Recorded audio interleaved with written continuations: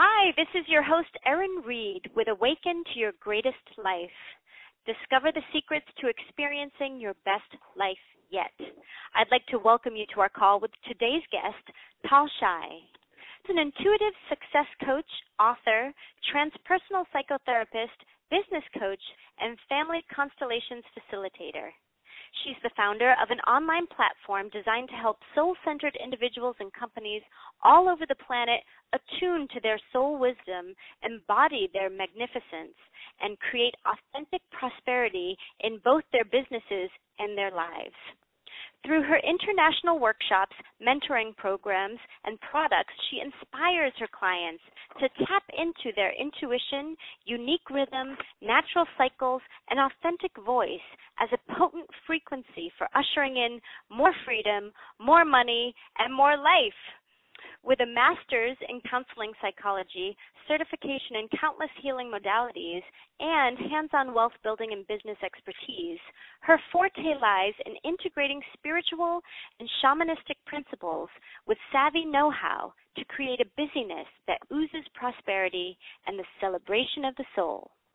On today's call, you'll discover how to tap into the power of a single word for more than enough fuel to create your dreams. You'll learn the 5 essential keys to real-world success in your finances, business, and life.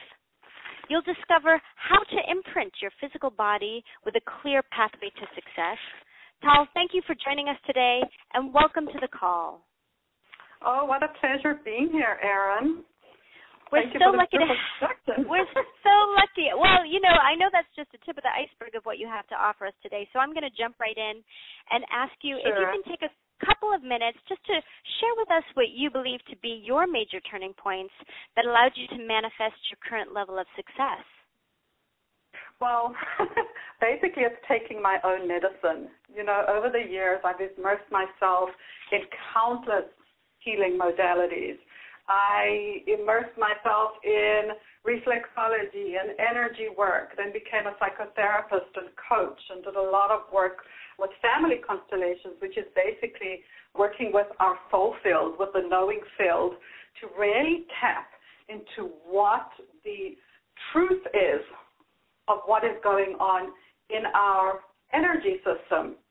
And so immersing myself in all that, I've really come to distill everything that I've learned into a few keys or a few principles that I really apply in my own life. And, life is a process. I continue to apply my own medicine and continue to, evolve to my next level of growth, evolution, understanding, healing, and so on and so forth. I love that. I love that you're your own guinea pig, if you will. Well, yeah, I think we all are, right? We have to walk our talk. Or talk our walk. Absolutely. After we walk. Absolutely. And I know with such a varied background, I think you have so much to offer us. Tal, you've created a process to help people clear the energetic junk that keeps them from experiencing financial wealth. But I'm curious about what you mean when you refer to soul movements and how this applies to financial success. Can you explain that to us? Sure. I'll be happy to. So first, we basically have to agree on a fundamental truth, or basically a spiritual premise about the building blocks of life, which is that everything is energy, and that energy is always flowing or always in movement or always in flux, right? And also we know that, especially if you're listening on this call right now, you probably already know that energy is never lost, and it can only shift, change, or transmute into another form of energy.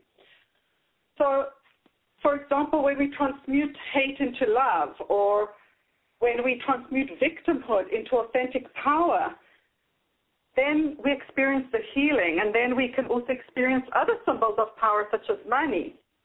So basically, as long as we're allowing the stream of universal energy, or chi, or kundalini, or whatever you call it, to flow through us, we are literally in the flow of life. And when we're in the flow of life, the abundance and the love and the joy and all those yummy qualities that are life and are conducive to life and are vital to life will flow through us and to us. So that basically is a perennial or spiritual core truth of life itself. And we only need to look at nature to see this in action. Look at any seed. Any seed that we plant in the ground, if it's left unencumbered and basically given the basic environment to flourish, it will blossom into the flower or tree that it is. And, in every acorn lies the potential to grow into the oak tree that it is. So what I have found that it's in the same manner that each of us has within us a calling to actualize our highest expression of soul or our highest expression of self and the highest expression of what we are meant to become and that lies within us. Does that make sense, Erin? It does make sense, and I love how you talk about energy and how everything is energy and how it never goes away, it just transforms. I think that's really an important point to make because a lot of people who are feeling struggle and feeling stuck feel like they have to get rid of that energy. But I think your point is perfect, that it's not that you have to get rid of that, you have to transform that, and it's already within us, which I love that. And I love the oak tree analogy. Beautiful. Absolutely. And, if we are meant to become fully expressed beings and need money to support that, as long as we kind of continue to lean into the flow of the life force or soul force, it will manifest over and over again. And I've seen this happen over and over and over again. At this point in my life, I know, it's not even a belief, in every fiber of my being, from moving through my own process, from working with hundreds of clients over the years, that if we have a desire for something, it is God-given. In other words, it comes from a higher source than our ego, our smaller self. So basically a desire for money, even if we're not aware of it, is always a desire for more flow and more life. Because as a culture, we've collectively agreed that money can buy us many things that we'd like to equate with more opportunity, with more possibility, and with intrinsically more life. So when we're in our flow, we're essentially moving or progressing in the direction of our organic natural growth, which is always towards manifesting our highest potential or our soul potential, which again is to become the most magnificent version of. Go ahead, Erin. And who doesn't want to be the most magnificent version of themselves? We all feel this immense, I think, potential, almost untapped potential. And I think something that you will be getting into a little later is how to reach down into that potential and bring it out of ourselves. And it's not even about reaching down. It's really about following the calling one step at a time.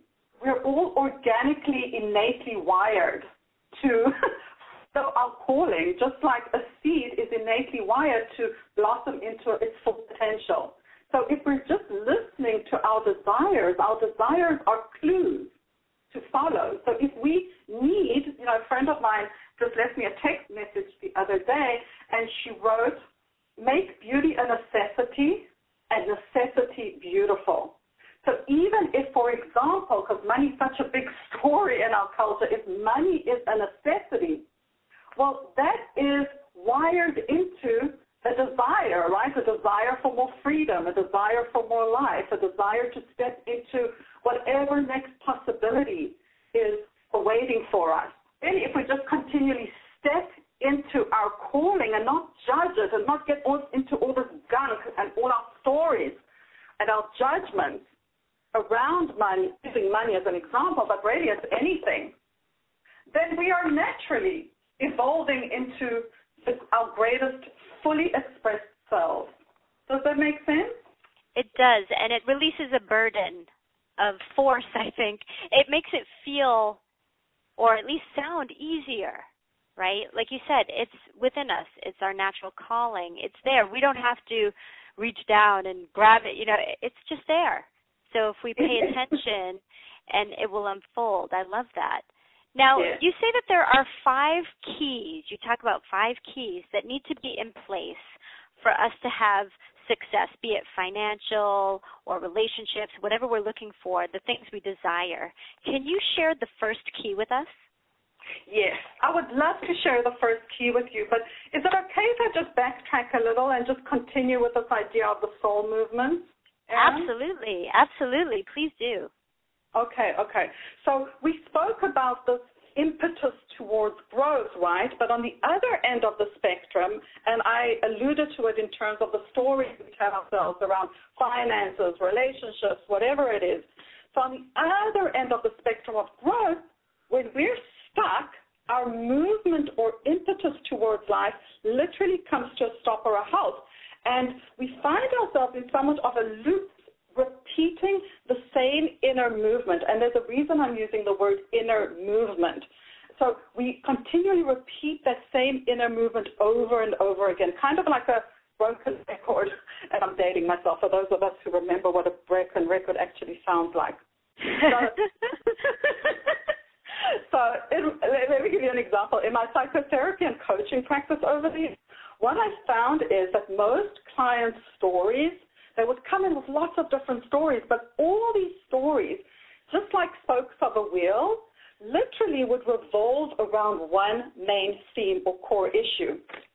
And if we only pinpointed the main issue, which is like the hub of a wheel, right, that turns the spokes, so if we just kind of pinpointed that core issues and pulled on it, just like, we pull on a thread, the main thread of a fabric that would unravel the entire fabric, then quantum leaps, I'm talking about quantum leaps, would occur, because really it would shift the entire fabric of their being.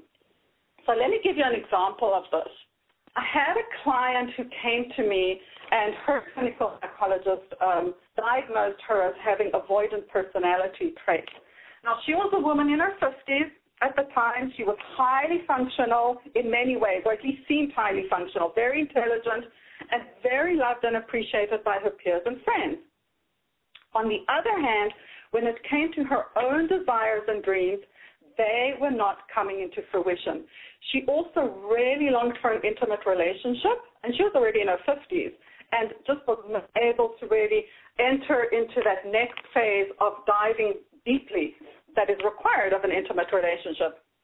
And so she longed for an intimate relationship, and she kept on saying she wishes her friends would be as caring and as responsive to her needs as she was of theirs. So she really longed for that. So anyway, we worked together for about a year, and without going too deeply into the details of our process, we discovered that her core issue was that of control. And it took a while to get there, and I have a process and ways of really identifying or diagnosing what the core issue is. And you see, the thing about control is that as long as she was taking care of her friends and colleagues and being the responsible one, which, right, we all love people who are responsible and are taking care of us and so on, she was in control.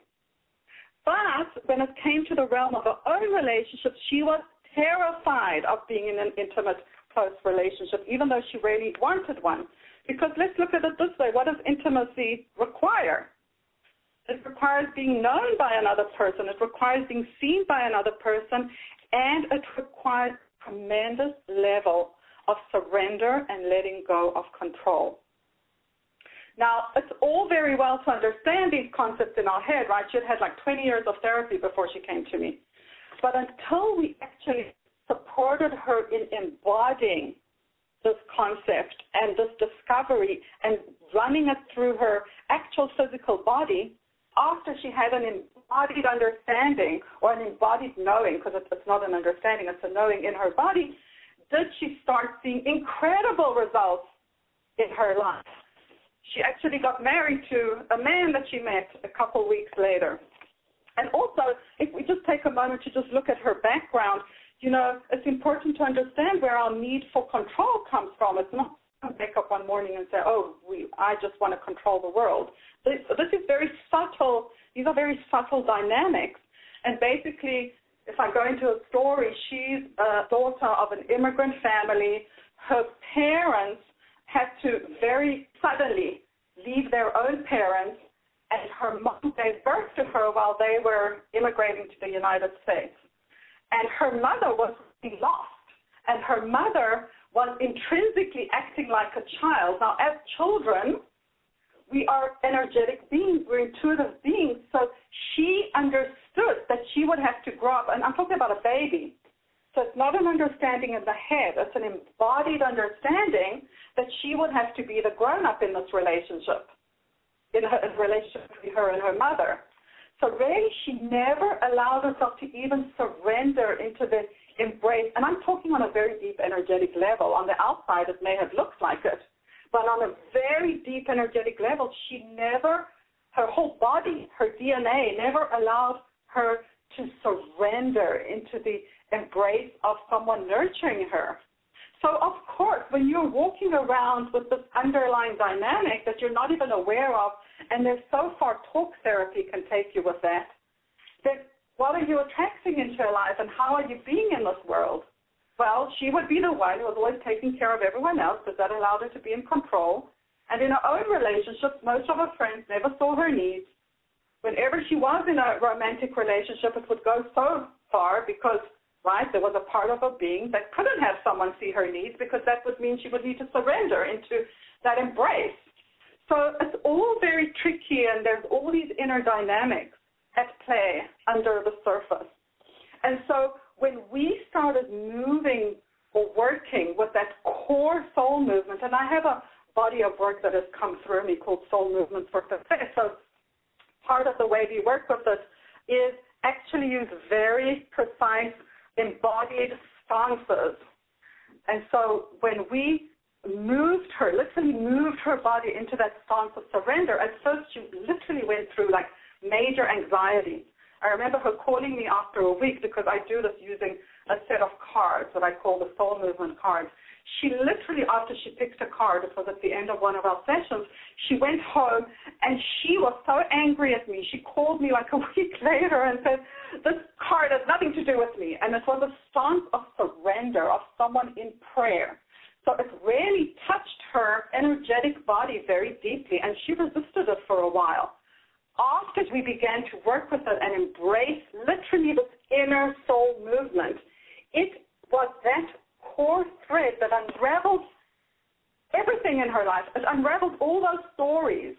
It's not just the story, all those ways of being and the way that she was being in her life. So that kind of illuminates how the soul movements work, and it works with money, it works with anything we set our eyes on or we desire to move into. Absolutely. It makes complete sense, and it's an excellent example of everything that you've already talked about, and it's just, it made it crystal clear for me, and if I know my listeners, it made it crystal clear for them as well. So thank you for that. Thank you for that. It's so helpful to have a real-life example, you know, because that gives us something we can relate to, and it's very, very helpful, so thank you for that. Oh, it's a pleasure. So let's go back to those 5 keys, because I'm chomping at the bit to get into those keys. Can you share the first key with us? Sure.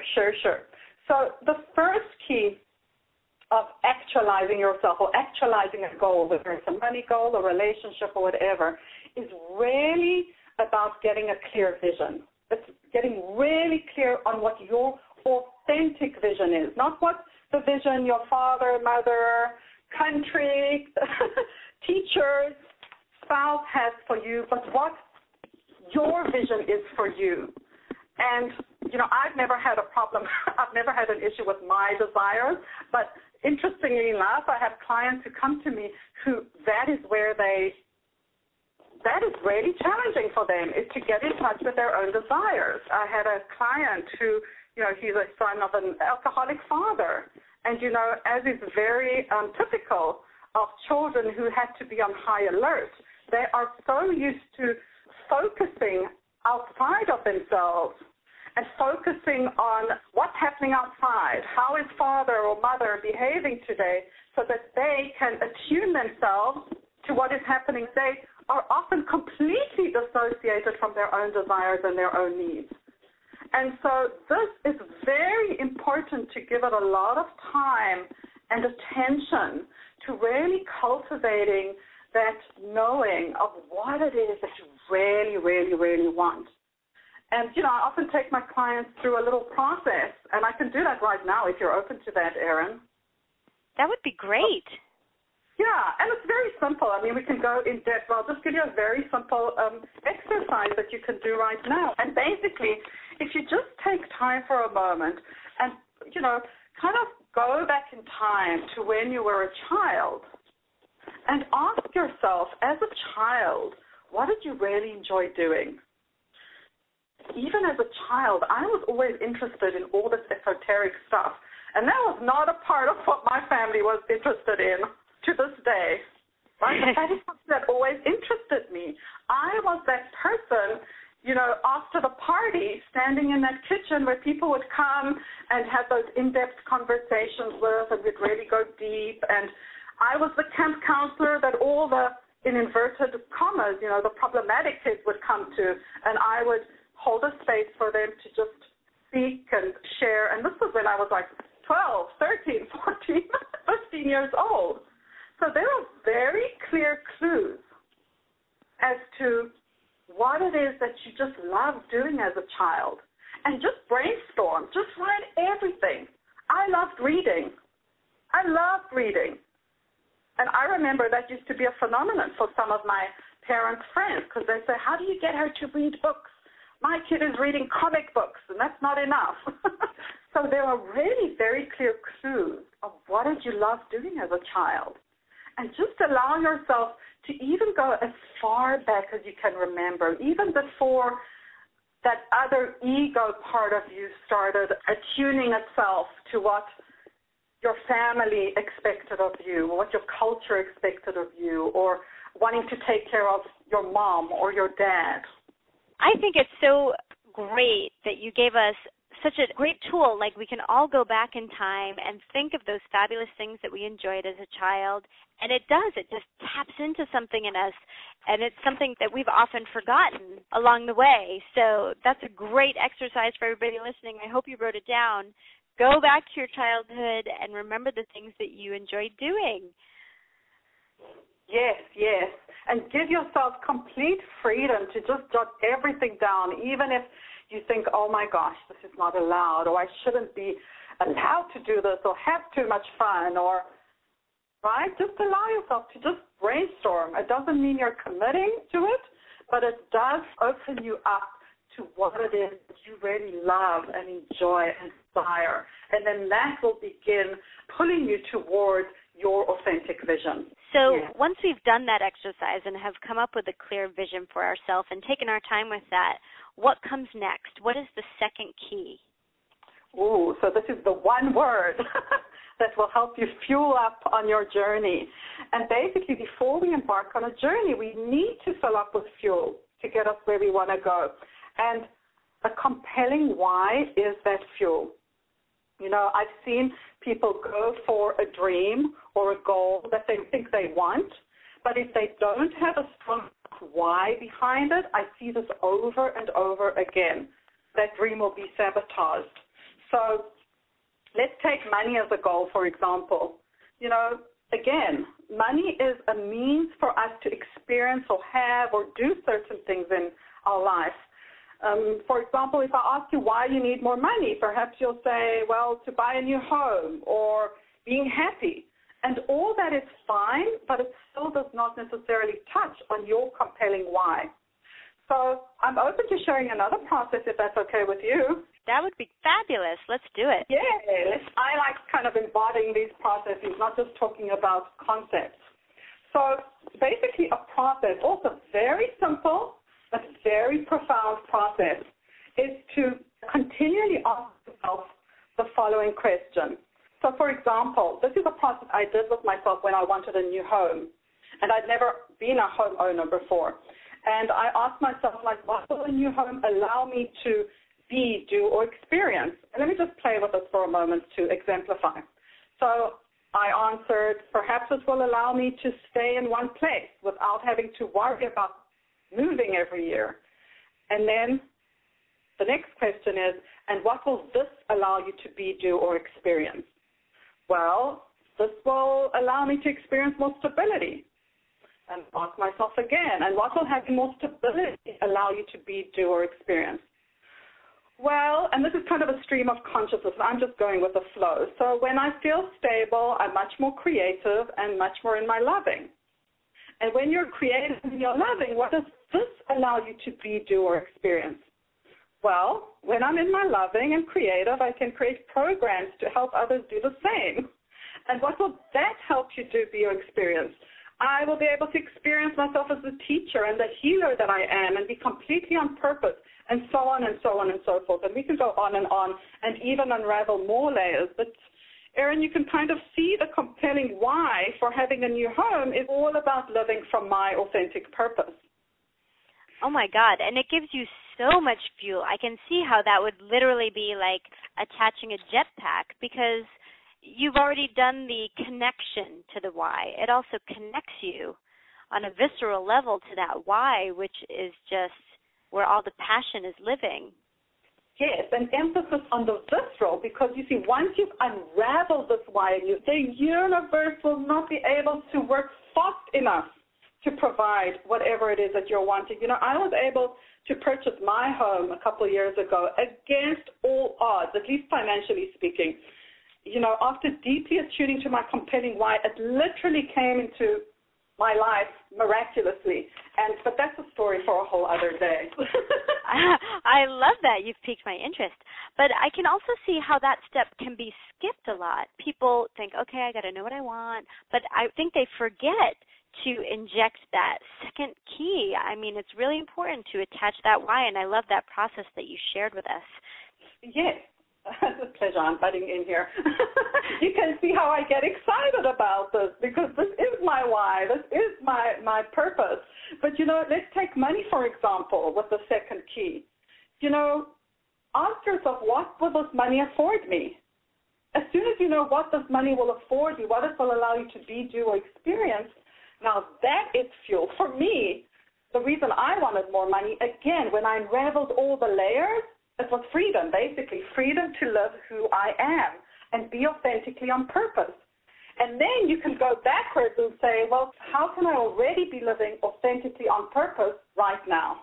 And then you kind of engineer it backwards, where you start moving into the being, which then, of course, and again, story after story after story, of course, will bring in what it is that you want into your life. And this is not a concept. This happens. Yeah, I was going to say this is fact, and you can feel that. It's making so much sense, and it's really resonating with me, and I know it's resonating with others on the call. Now, can you tell us what the third key is and why it's so important to our successes? Yes. So, you know, there's a quote. I don't remember who wrote it, to be honest, but that the map is not the territory. And yet we need maps to guide us through the territory. So the third key is to get off the fence and into the territory. And what I mean by getting off the fence, again, to take it out of this zone of a concept, what it means to get off the fence is to literally decide about something, get off the fence. If something resonates for you, you literally begin taking action. You know, some coaches call it you get in the game. You get off the fence, you start going into the territory. Now, this is a very simple concept, right? But it's very, very, very powerful. I'll give you an example of a client of mine. We literally had a session one day, and again, she wanted, this was, for some reason, the relationship stories are coming up today. So I'll just go with what's organically coming up. She had not dated she was a single woman in her 30s, had not dated for many years, on a spiritual path, and really, really, really yearning for a meaningful relationship. And so what we did in one of our sessions, I said, well, let's embody getting off the fence for you, because you're on the fence. And so we literally did an embodied process where she literally got off the fence. Now, there was a man in one of her workshops that she was interested in. This was an ongoing workshop that she had been in for a couple of months. And they had kind of been looking at each other and flirting a little bit, and she was really interested in him. When she got off the fence in our session, and this was an embodied process, when she got off the fence, she started feeling a very high level of anxiety, because I told her to imagine standing in front of this man and just getting off the fence. And so the level of anxiety started rising, and what came up was that she feared that he would reject her, right? Fear of rejection. So it's much easier to sit on the fence and not be rejected than get into the game. Now, all this is happening in the room. This is not even with the man. It's in our session. So she gets off the fence, and what I supported her in doing, which is this work of the soul movement work, is to allow that energy, right? I always tell my clients, anxiety, fear, depression does not sit on a windowsill outside of you. It's in your body. And so our automatic response to that is usually contracting or closing ourselves up to that. And that is when those loops and those stories we begin telling ourselves, well, I can't date, I'm on the fence. I can't date because I'll be rejected. And this is not a conscious process, right? So you do need support in someone helping you actually make this conscious or allow it to rise to the surface of your consciousness. So once you physically had her get off the fence in your session and she faced that anxiety, yes, was she able then to break through? Yes. So let me go back to what happened in the session. And so what we had her do was just open up to that energy that was flowing through her body. And obviously she needed support for this, because as easy as this sounds, this is like huge. It's like putting way more voltage of electricity than you're used to, because you're used to contracting and closing off to that energy. So I supported her in opening up to this energy. As soon as she allowed it to flow through her and open up to it rather than contract to it, I supported her in moving towards her desire no matter what. It had nothing to do with whether that man rejected her or not. It was about allowing this energy to flow through her and continue to walk towards her dream. And so we did that, and of course there were a few more processes that went along with this, but she did that in the session, and this is what happened the next day, Erin. The next day, and I've seen this happen over and over again, the next day she was at the workshop. This man, she said nothing, literally came up to her, said, look, can we talk? Can we have a chat?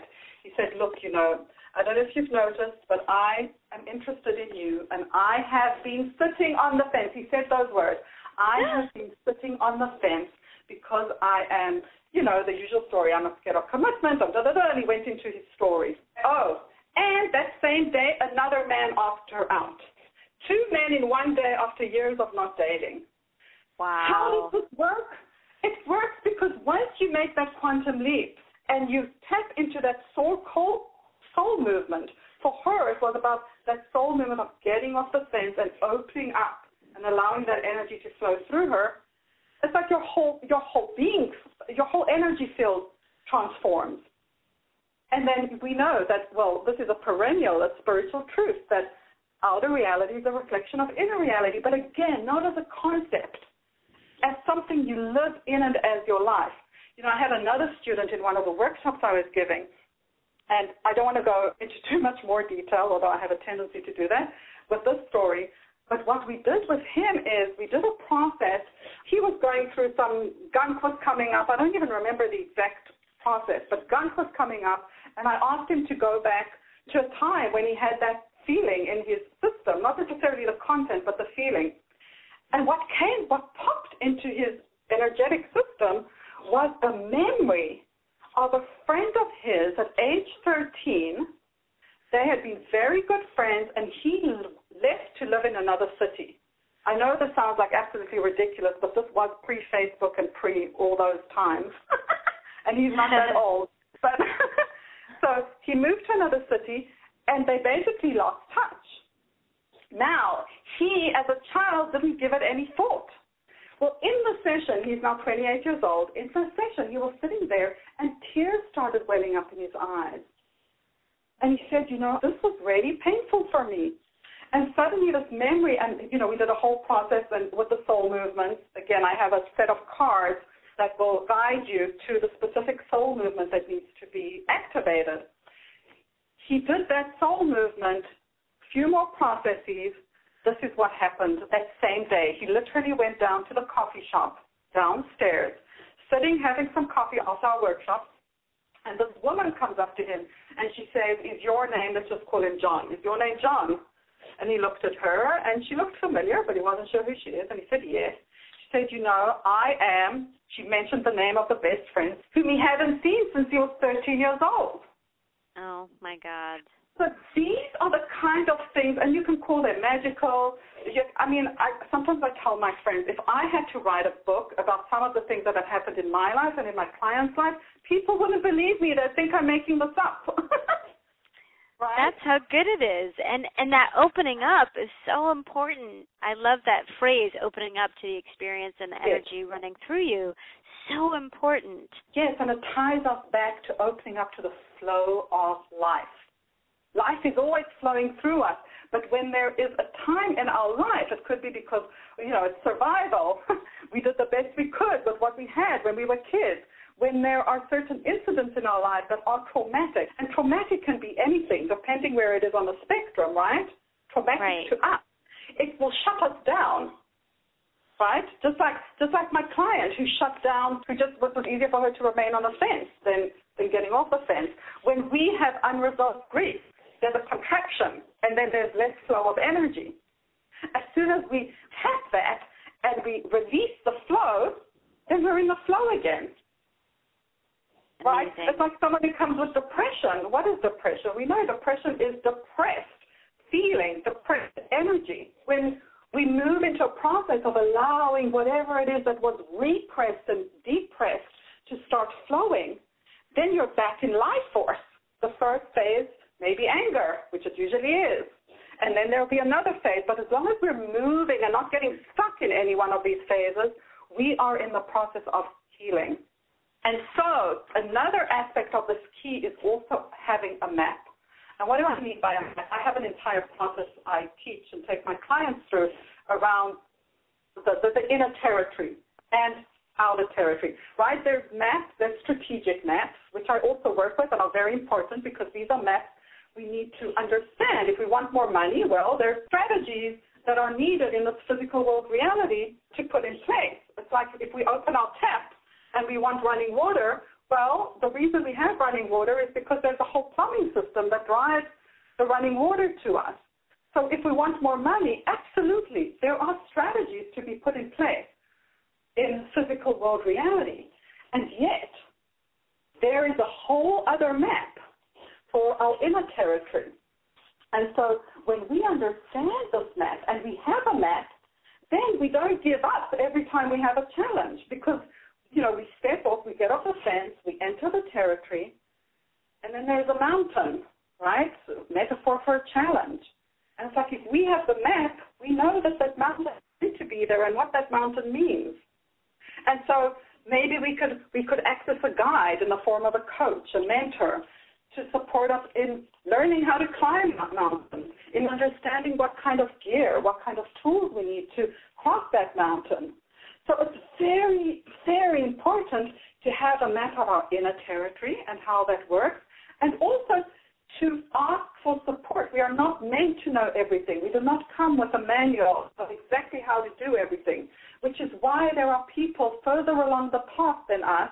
It's not that they know everything, but other people who are further along the path than us that know a little bit more about what is out there in terms of the inner territory, in terms of the outer territory. And it's important for us to learn from them, yes. Oh, yes. That is why we read books, whether it's in the form of a book, in the form of a workshop, in the form of a talk like this today, whether it's the form of actually getting a guide or support, a coach for a very specific challenge, or if it's going to for psychotherapy, whatever it is that you need support with right now. It's a beautiful thing. It's not something to be ashamed of. It's a beautiful thing, and there's so many great people to resonate with and to identify with. And when you have those connections and those moments of like, oh, that makes sense to me, those are the clues to reach out to that programmer, that coach, or that therapist and connect and move forward in your life. I think that's amazing. And you said something very important, Erin, because the clues are in your body. Resonance is about body. I always tell my clients and my students, don't believe a word I say. I don't want people believing what I say.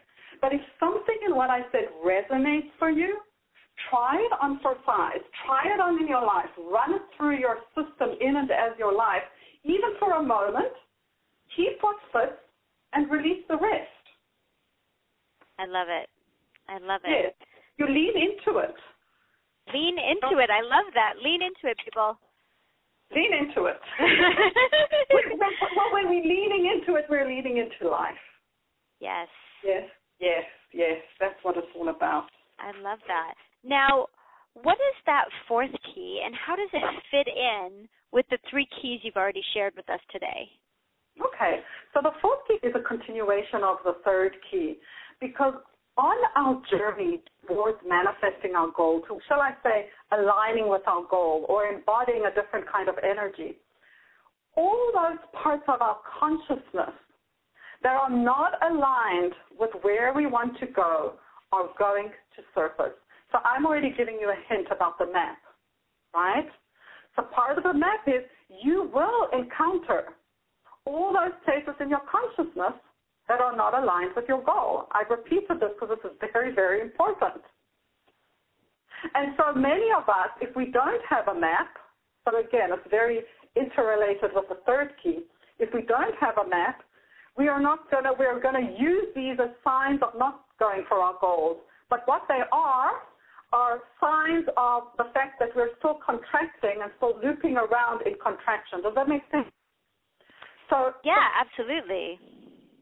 So the fourth key is really about willing to do the work, really to being willing to engage in a process of introspection, being willing to engage in a process of getting to know all those different aspects of ourselves, all those inner parts of ourselves that are not aligned with our authentic self, that are not aligned with our calling. And so it's being willing to delve into those darker places. It's being willing to give ourselves the freedom to be human and to have our sadness and our anger and our joy, and being willing to look at it, to look at these parts of ourselves as our allies and as our messengers rather than our enemies. So it really requires a willingness to do the work. I love the willingness. A lot of people, they might recognize what issues they have to delve into, but they're just afraid, or they just think that they can ignore it sometimes, or, plow through it in some sort of a powerful way. But, it's really about, like you said, engaging. I love that word, engaging in the work. Yes. And, Carl Jung used the phrase, what we don't own owns us. So really, there's no way of getting around it. So I always say there's a path of, in Buddhism, they use the terms of the path of dharma or karma, right? So karma is either what we don't own owns us. We're dealing with reaction. We're reacting to whatever comes up in our life. Dharma is being consciously willing to step into those places in our consciousness that are not aligned with our purpose, with our calling, with the full expression of who we are. Yeah. I love that. Now, I know everyone's chomping at the bit for the final key, the fifth key. The final key is the most yummy one, and you'd think it is so simple. Because we all want to receive abundance, right? We want to receive that money. We want to receive that relationship. And that is the fifth key, is the willingness and the surrender to receive. It sounds so easy, but so many of us have kind of been wired collectively to be doing and to be in control and to be bulldozing our way through getting to our goal. And so when it comes the moment of receiving, it's like, oh, how do I do that? Because receiving is very much a stance of the feminine. There's a lot of talk about the divine feminine and so on, but let's look at the feminine as an energetic. We're all made up of, the yin and yang, the masculine and feminine energetics. So receiving is a stance of the feminine, and it does require a stance of surrender. It requires a stance of stillness. It requires a stance of saying, thank you. you see, because when someone, and this kind of ties back into the example I gave of my one client who, her wound was of having to be in control. And by the way, this is a collective wound, this need to be in control. Because what if we surrendered? Wow, what if we surrendered and allowed ourselves to receive? That requires a whole different level of opening up to the flow of life. Again, as a concept, very interesting. We could go on and on about this. But as an embodied knowing of what it means to receive, that can really touch on our wounds of being vulnerable. What does it mean to be vulnerable? Well, then mommy could do this or daddy could do that.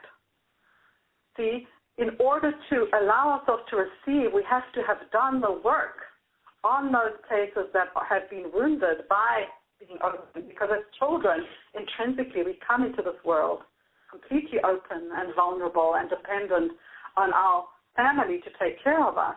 And then slowly but surely, just part of this human experience, even if we had the best parents and the best family, we've all been wounded in some way. And so we've put on more armor on us, and then we start contracting and contracting and contracting. And so the stance of receiving will really bump us against our wounding, which is why it so interrelates to doing the work.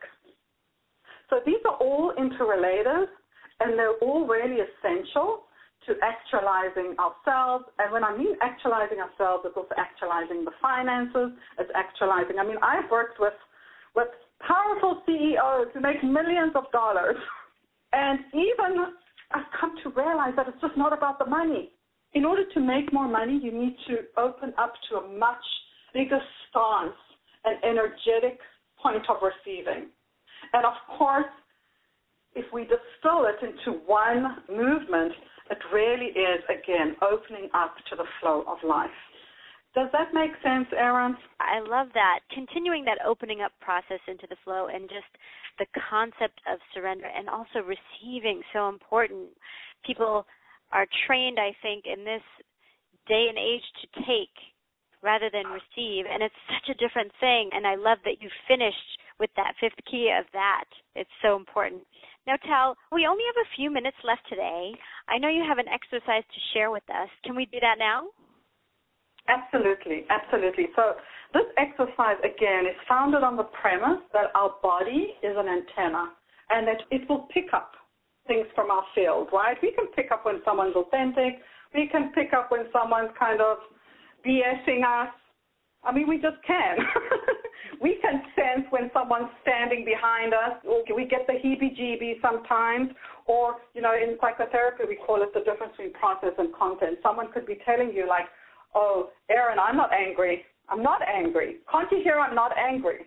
Right? So my content is saying I'm not angry, but you can feel the energy beneath that, right? Even I was a little dramatic, but even if I wasn't dramatic, you'd feel the difference. So really this exercise is founded on the premise that we're energetic beings and that our body can pick up information from what I call the soul field. Okay, so for this exercise, let's do a money exercise, okay?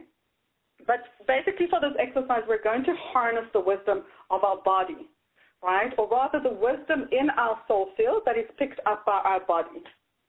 And this, by the way, is also one of the energetic clearing templates from my Soul Movement for Success method. So what I want you to do now is take a piece of paper and write down something you want to manifest. So if it's a money goal you want to manifest, be very specific. Write the specific amount you want to manifest. You must understand that this piece of paper is now holding the energy, the energetic, of the money that you want to manifest, which is also the manifested money is already in your field. And what I want you to do is to place it somewhere. If you're in a room and you're able to do this, just place it somewhere on the floor, okay? And then from that piece of paper, I want you to draw an imaginary line which symbolizes your journey. And then I want you to take another piece of paper and write, I am here. And you just want to crumple it up or just lay it on the floor. And so there really are two pieces of paper, one with your goal, one saying I am here, which is where you'll be standing, and a distance between them, right, with an imaginary line connecting between them. Does that make sense, Erin, so far? Absolutely. I have my 2 pieces of paper. I'm ready to go. Okay. What we're going to do now is you're going to start imprinting the path. It will take the path you will journey on your way to your money goal. And so what I want you to do is very, very, very slowly allow your body to move you. Allow a movement to come through your body rather than kind of rushing through to the piece of paper. You really want to allow your body to guide you. So what you want to do is you want to walk, and maybe you can do this, Erin, so we may be able to exemplify this for the listeners. Absolutely. Good. So walk along the line and just allow your body to intuit whatever comes up. So it may just be a feeling. If we had more time, we'd go into memories and we'd go into more depth. But just for now, let's just keep it very simple. Just feel the feelings. And if you want to share anything, Erin? I definitely feel like I want to go over there to the goal, but there's some resistance I'm feeling in my body. Beautiful. So as soon as this resistance comes up, now if we were doing a long session, we'd go into other processes and more depth. But just for now, this is great because a lot can happen just like this. Instead of contracting around that resistance, I want you to just open up into that. Just open up. And just tell me what comes up. Again, we don't have to go into detail or... I think under the resistance was a little bit of fear of like, oh my God, could I really have that? You know? Yeah. Can I do that? Is it excitement or am I scared? I don't really know. Yeah, beautiful. And you want to just bring it back to your body. So it's great that you have these insights, and even these insights are great to have, but for now, you're just going to continue moving. Continue moving. Walk literally with your body through that resistance and see what happens. Okay, now I just have a huge smile on my face, I have to say. Now I'm feeling like, oh, it's kind of cool. Okay, beautiful. Are you at your goal already, or do you still have a distance to go? I'm stepping on my paper now. Okay, so that was fast. Good. Beautiful. How do you feel on that paper? Very, very happy. Beautiful. I feel like kind of like a little kid, you know, Christmas morning-ish. Oh, beautiful. So just allow yourself to open up into that energy, like really open up into that energy with your body. Whatever your body wants to do, just allow it to do it. They want to do a little dance. They want to just stretch. Yeah, I'm bouncing. I have a little bouncy bounce happening. Oh, beautiful. What we can do now is start walking back. We want to embody and imprint the journey in our body. So now go walk back on the line and just allow your body to feel whatever comes up, and let me know what happens on the way back to where you are. I think I feel a pull. You know, I don't want to go back. You don't want to go back. Isn't that interesting? Yeah. Very interesting. Beautiful. So now go back anyway. Go back. So we're just noticing. We don't have any agenda for this exercise. We're just noticing. So there's a part of you that resisted. Once you got through the resistance, there was a happiness. And once you stood on the goal, it's like, I don't want to go back. So that's just great feedback for your journey. So once you go back, see if anything else came up. I feel more relaxed in my body. I don't feel any tension. Okay. You know, I feel kind of clearer, though. There's a sense of clarity in my mind, for sure. Beautiful. And just notice how your body feels. And let's just do this one more time. Start walking the journey, the path back to your goal, and see how that feels. And well, now it seems easy in comparison. And do you feel that in your body? Because that's what we're interested in. Yeah. It feels like, oh, why didn't I do it this way before? Okay, so what happened is that by moving through the threshold, your first threshold, something in your body, when we open up a field, I call it we open up a field, it's like Googling universal mind for information about your journey. And so your body will pick that up. And you don't even have to understand it. You know, our mind will immediately want to understand it, and that's fine. I do a lot of teaching about the understanding part of it, and there's a lot of research and a lot of new knowledge that's very exciting about that. But you don't even have to understand it because that's not where the transformation happens. So you are already feeling a sense of more flow and freedom in your body. Would that be accurate? Absolutely. Absolutely. Yes. It's pretty incredible. I hope that everybody on the phone did it as well, because it's really incredible, the difference. And it's so physicalized in a positive way. Very cool. Yes. And when it's physicalized, that's when the transformation happens, right? Yes, absolutely.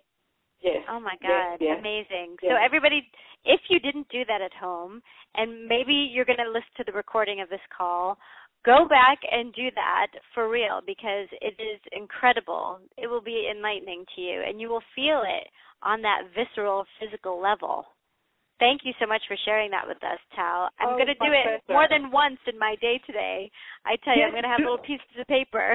Good, and I'd be interested, Erin, in you reflecting what comes out from that. And this is just a very simple, quick exercise to do, right? And it's easy, potent, and it creates immediate results. And I'm always interested. I always say the proof is in the pudding. So it's like we don't put any agenda on anything, but then go out into your life and see what happens. And I'd be interested. I love hearing all these stories. Absolutely. I will connect with you and keep you posted for sure. Good, good. Now, Tal, I'm curious about what's possible for everybody who's on the call with us today. Can you take a moment and share another, I know you've shared many, but share another success turnaround story from someone who's applied what you teach? Yes. I have a client who came to me. She was in dire straits in her financial life. She owned a home but couldn't pay her mortgage. I don't know if, just in the climate that's happening in the U.S., that was just a scenario. And she came to me for a VIP day, which I do like full day sessions with people, and we spend half the day doing the energetic work and the second half of the day doing strategic work, basically saying, I need more money and I need it now. And what we did is we did the energetic work with her, and she basically went into some ancestral memories that came up that she had no clue existed, because how would we? How would we know what's going on in our lineage if we're not consciously Googling universal mind to access that information?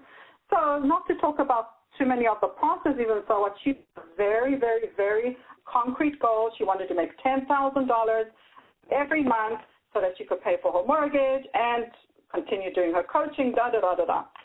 And that felt like completely out of her reach at the time, but we had done some work before, so she literally surrendered into this process. Well, up until now, it's been a year already. She has consistently made $10,000 a month since. And, of course, we worked on a strategy. We worked on how income streams can come, but she had done strategy before. There was some major, major energetic blocks in her lineage, in her ancestry, that had to be looked at, acknowledged, and released so that she was no longer a prisoner to those dynamics that were a part of her lineage and not in alignment with her own calling. And it's very interesting to see what happens when we start working with ancestry and lineage, is that our ancestors are so happy. They're usually celebrating when we are moving forward with our calling. Really what we do is we disentangle whatever is blocking the flow of life there. And once the flow is in place, oh my gosh, literally the next month, she had $10,000 come in. And again, I tell my friends and my colleagues, if I had to write a book, which I am writing a book, about all these stories, it almost sounds unbelievable. But it's that amazing. Is the power of these processes, because they're embodied. They're not just another concept. So when you put that together with strategic knowledge, oh, that's a whole other ball game. That's amazing. And not only did she have that immediate success, but it's the consistency. That is amazing. And I know that you've given us so much in this call, even the little exercises we've done. Everybody, I want you to definitely go to that link and take advantage of this amazing program that Tal has put together, especially for all of us today. Now, Tal, I know we're running out of time. Do you have any final thoughts that you'd like to share with us before we go? Just that life is not a dress rehearsal. You know, I believe that a soul continues, and so yes, I believe that there are many more lives, and yet in this life, it's not a dress rehearsal. So really, I'm just like inviting all of us, and me included, you know, is to just deepen even more fully into fully expressing ourselves and into fully dancing and awakening to the rhythm of our own authentic self.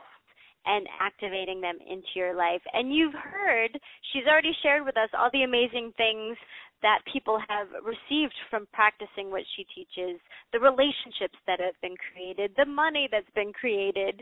The proof is, like you said, don't believe her, the proof is in what happens.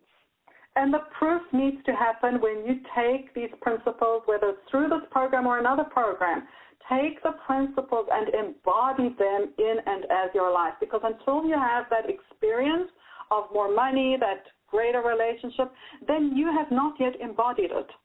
And it's really important to understand the maps and the territory, and, you know, we've really spoken quite a bit to that today. So all I can say is to finish off is to just send just my love and know that I hold everyone's process and everyone who has been part of this field, because we always co-create a field together, Aaron.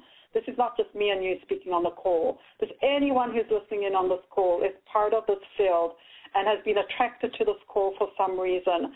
And so I just want you to know that if you're on this call, I will be holding your process and your unfolding and your evolution in my heart. And I do viscerally, literally, practically send light to all my subscribers, to all the people who partake in whichever level. I literally send you light every single day. Amazing. So that's what it's all about, is moving more deeply, more fully into the flow of life. Thank you so much for sharing with us today, Tal. I really appreciate you, and I look forward to our next call together. Oh, it's my pleasure. Lots of love, Erin. Thank you for having me. And until the next call, everyone, have a great rest of your day.